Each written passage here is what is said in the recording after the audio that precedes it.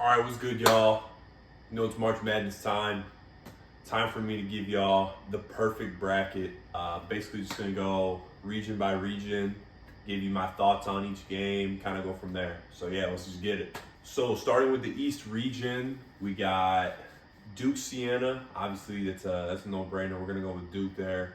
Jerry McNamara, I love what he's done at Siena, but yeah, he's gonna be no match for Duke. Duke moves on. Ohio State, TCU. As you can see, big Michigan fan.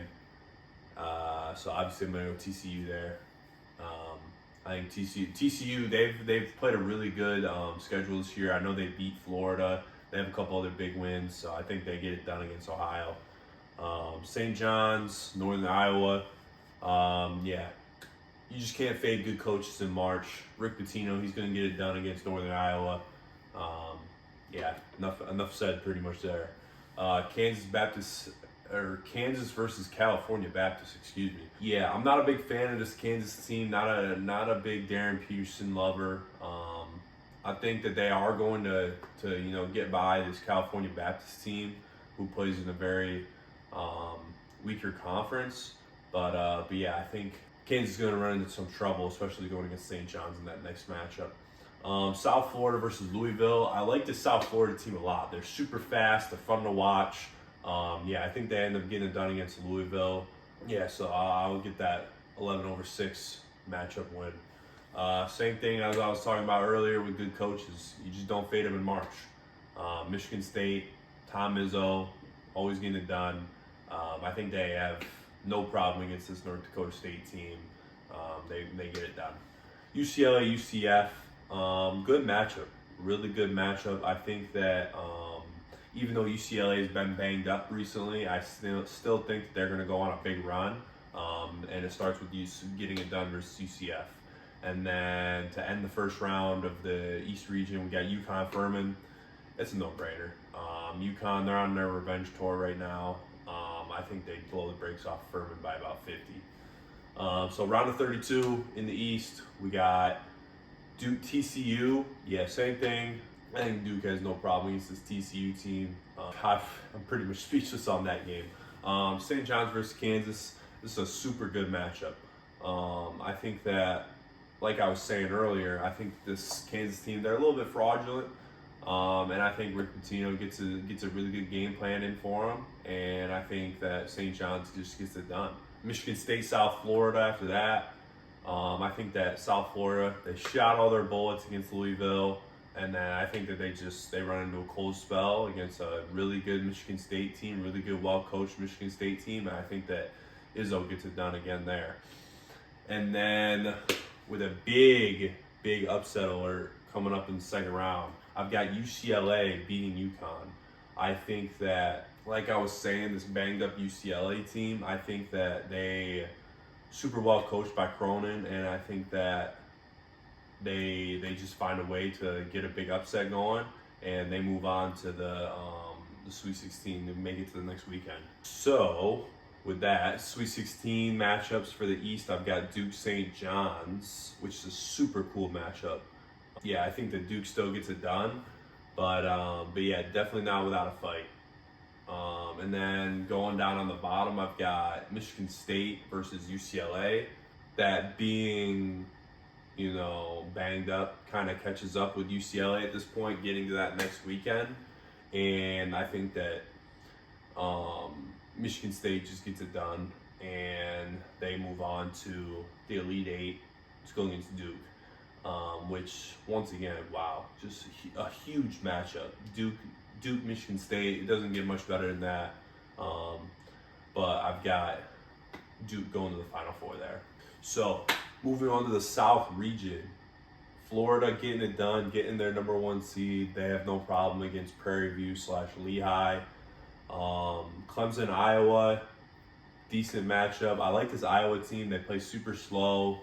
They really slow the game down on people, and it's very unorthodox, and I think they get it done versus Clemson. McNeese versus Vanderbilt. Welcome back Amir Khan. Super fun manager to watch, bringing out the big boombox. I love storylines in March. Doesn't get better than that, and I think they get it done versus a Vanderbilt team who ran through a weaker the normal SEC conference. Next up, we got Nebraska, Troy. Nebraska still seeking their very first tournament win ever, which when I heard that, I thought that was pretty crazy, considering of a school and program they are. I thought they might have had, some better teams in the past, but I guess not. Anyways, I think they get it done versus Troy, no problem. North Carolina versus VCU. We saw that North Carolina's best player is obviously out for the year. I still think they have no problem versus this VCU team. Got not much more to say on that. Illinois versus Penn. Penn, wicked smart kids. Super good job getting into the tournament, winning the Ivy League, but they're going to stand no chance against this Illinois team. Illinois gets it done. Texas A&M St. Mary's. I think that the WCC, I think it's a very weak conference, obviously, and I think that St. Mary's is very overseeded this year. With that being said, I think Texas A&M, they just get it done. And then ending it with Houston, Idaho. Yeah, not really much to say there. I think Houston wins that game by about 60, so they move on. Going with the round of 32 in the South, we got Florida, Iowa. And once again, like I said earlier, with this how slow and unorthodox this Iowa team plays, I think they get it done versus the reigning national champs. I think that they dethrone them, and I really like this Iowa team. I think they're going to go on a deep run. McNeese versus Nebraska. I think that the Cinderella McNeese keeps going. Nebraska, they got their first tournament win. They're happy, whatever, and I think that. They just run into a cold spell and don't shoot the ball very well. Normally they do shoot very well, but I think that they run into a cold spell against McNeese, and McNeese runs away with a Cinderella win. And they move on to the Sweet 16. North Carolina versus Illinois. Same thing. I think North Carolina, they squeaked by VCU without their best player and this and that. But I think Illinois is just such a much better team, and I think they move on as well. And then to end it off, I've got Houston. They're going to beat the brakes off of Texas A&M. Same thing. They're on their redemption tour, losing the national championship, and they move on to the next weekend. Going with our Sweet 16 matchups for the South, I've got Iowa, McNeese. Same thing. I think the McNeese run is super fun, but it's going to obviously end right there. And this Iowa team, like I've been saying, they're super underrated, and I think that they move on to the Elite Eight. And then Illinois and Houston, huge game, Final Four potential for both of them, and I think that Illinois' size, they're just going to be too much for that Houston defense. Obviously, the Houston defense is unbelievable, but Illinois being one of the bigger teams in the entire country, I think that they pound inside and they get it done. So our Elite Eight matchup for the South region going to be Iowa, Illinois, Big Ten matchup. Two super good teams. I just think that Illinois is just going to be way too much for them, and they're going to move on to the Final Four. Moving on to the West region, we've got Arizona being the 1 seed. I like this Long Island story. The fins up, whatever. They're super fun, but they're just going to be no match for this Arizona team. Krivas might have 50 points this game. They're going to move on to the next round. Illinois, Utah State. I don't know too much about either of them, but I did see Utah State's head coach. He's super fired up in a press conference, and he was discouraged with how low they were seeded. So I like that storyline. I love a head coach that's going to stick up for his guys. So I got them moving on to the next round. We got Wisconsin High Point. Shout out High Point. My little brother goes there. So that's more of a biased decision, I guess. But I've got High Point beating Wisconsin. I know they've got a guy that's just like Jack Golke. He only shoots threes throughout the entire year. I'm hoping that he has 9 threes on him and gets it done to move on to the next round. And then I've got my surprise of the tournament. I've got the Hawaii Rainbow Warriors upsetting Arkansas. I think there's something cool going on in Hawaii, whatever it is, and I think they shock the world and go and beat Arkansas. Then we've got BYU versus the winner of Texas and NC State. AJ Dybantsa, I think he really solidifies himself as a potential number 1 overall pick this tournament, and I think he has no problem in the first round against Texas or NC State. Once again, huge upset coming up next. I've got Kennesaw State shocking the world and beating Gonzaga. Kennesaw State, they're like one of the fastest teams in the country. I think they're going to speed up Mark Few's guys. They're going to get discouraged. And Kennesaw State, they might put up 105 this game. So I've got them getting a big upset over Gonzaga. They're moving on. Miami, Missouri. I didn't know too much about either of these teams. I just kind of went with Miami there. Not really too much to say there. Purdue beating Queens. Queens first time eligible to be in the tournament, and they make the tournament. Super fun story there, but I think they're no match for this Purdue team who just ran the table in the Big Ten tournament. They get it done, move on to the next round. So second round matchups for the West region. I've got Arizona. They're going to beat Utah State. Like I said, I like Utah State's head coach sticking up for his guys and this and that, but they're going to be no match for this Arizona team. This Arizona team is super seasoned, and I think that they're just going to get it done. High Point versus Hawaii, super fun 12-13 matchup I've got going on here. I think High Point's Cinderella keeps going, and they move on to the second weekend. BYU versus Kennesaw State. Yeah, Kennesaw State, they shot all their bullets. They put up over 100 in the first round, in my opinion, versus Gonzaga. But AJ Dybantsa, he's just going to be too much for them. And I think that BYU, they get it done. They move on to the next round as well. And then Miami, Purdue, same thing I was saying about Purdue earlier. They just ran the Big Ten. They obviously know what they're doing. They know how to win, and I think they get it done, and they move on as well. Sweet 16 matchups for the West. We've got Arizona, High Point. High Point, super fun story. Maybe a little biased in my opinion, obviously. But I think they shot all their bullets in the first weekend. And Arizona, they're just going to beat the brakes off them. They might win that game by 30. And then we've got BYU, Purdue. Once again, I think AJ Dybantsa, he has a crazy tournament. I think he goes for like 35 this game on Purdue. And he makes himself known as the best player in the country. And he moves on to the Elite Eight. So our Elite Eight matchup is going to be Arizona, BYU. I think that the Arizona team overall is just going to be too much for the young stars of Dybantsa and their, I don't even remember the second guy's name for BYU, but they're just going to be too much for them, and I think Arizona moves on to the Final Four. So, moving on to the Midwest region, we've got my boys, my Wolverines. They're going to end up running the table as the number 1 seed. Obviously, seeing the UMBC name scares me a little bit as a 16 seed, as we know what happened last time they were a 16 seed, but I'm not worried. I think Michigan gets it done, obviously, and they move on. Georgia, St. Louis. I think the St. Louis team is a little bit fraudulent this year. They won the A-10 regular season, but lost to Dayton in the semifinals of the A-10. Their big guy Robbie, he's a little fun to watch, but I think this Georgia team is just gonna be too much for them, and they move on. We've got Texas Tech, Akron. A lot of people have been talking about this Akron team being super fun, this and that. But playing in that weak MAC conference, obviously Miami, Ohio, everyone's been talking about them. I'll talk about them later.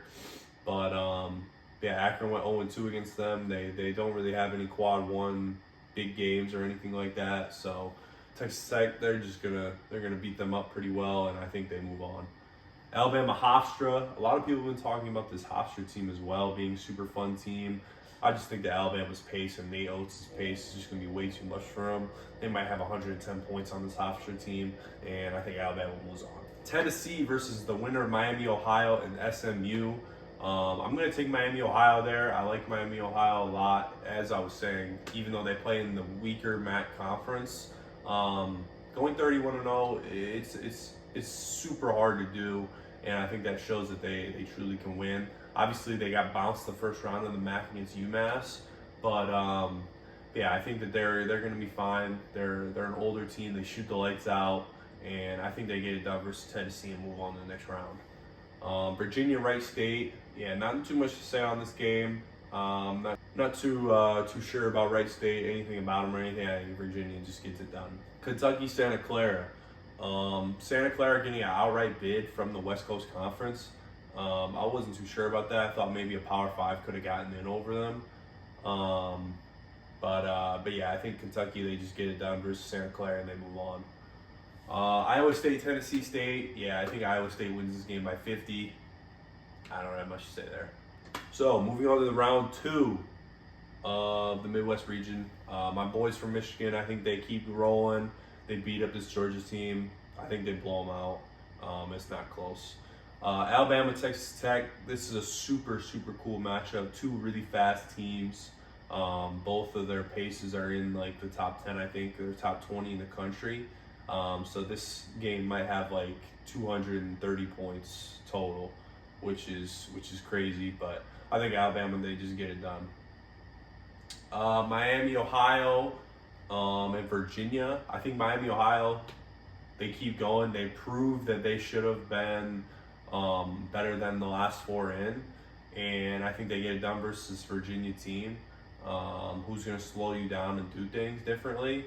And I think Miami, Ohio just doesn't shy away from the chaos, and they get a big win. And then we've got Kentucky versus Iowa State. I think Iowa State's super fun. They've got a bunch of those international guys who are fun to watch. I always forget the one shooter's name who's like 6'8", but he's super fun. I think they get it done versus Kentucky. Sweet 16 matchups for the Midwest. I've got Michigan versus Alabama. I think Michigan's just going to be too much for the NATO's pace. Their defense is just suffocating at times. You know, Adi Mara and Elliot Cadeau and all those guys, I think they get it done versus Alabama. I've got Miami, Ohio, and Iowa State. I think the Miami, Ohio run ends here, but obviously they had a super good tournament, making it to the second weekend and really proving that they even though they play in the MAC weaker conference, that they can compete with any of the big dogs at any given night. But the Cinderella's going to end there, and Iowa State beats the brakes off of them. So our Elite Eight matchup for the Midwest is Michigan and Iowa State, 1 versus 2, classic matchup. These two teams are both loaded. I think Michigan gets it done in about a 1 or 2 point game. So, with that being said, our Final Four is going to be Duke, Illinois, and then Arizona, Michigan. I think these are probably the 4 best teams in the country, in my opinion.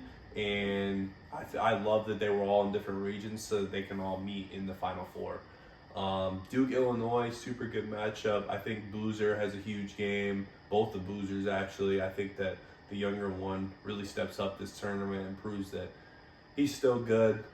Obviously, the main one, Cam Boozer, he's a dog, and I think he has a huge Final Four game, gets him in the national. Then we've got Arizona, Michigan. I think that those are the best 2 teams in the country, and I wish that they could be playing in the national championship, but still a Final Four game, still a great game. Krivas versus Ade Mara, that's a huge matchup between 2 big fellows. But I like Ade Mara dunking onto that dude's face, and Michigan moving on to the championship. So, our national championship is going to be Duke versus Michigan. Classic matchup. Fab Five versus Christian Laettner. You know, it doesn't get better than this. But I think Michigan gets it done. I think that they have proven that they're the best team in the country. Obviously, these 2 teams did play earlier this season at a neutral site in the Capital Classic, I think it was called, in Washington, D.C. But I think that was the best thing for Michigan, was to lose to Duke in that, so they can, you know, understand what it's like to lose to a big-time team like that. And I think that they're better prepared this time around, and I think they get it done. So, yeah, man, that's my tournament. Let me know what you guys think. Let me know who you guys got winning. Let me know what upsets you guys got. But yeah, it's my favorite time of year. It's March Madness. I've got my 3 TVs in my living room all set up for triple screen in it. But yeah, man, hope you guys enjoyed.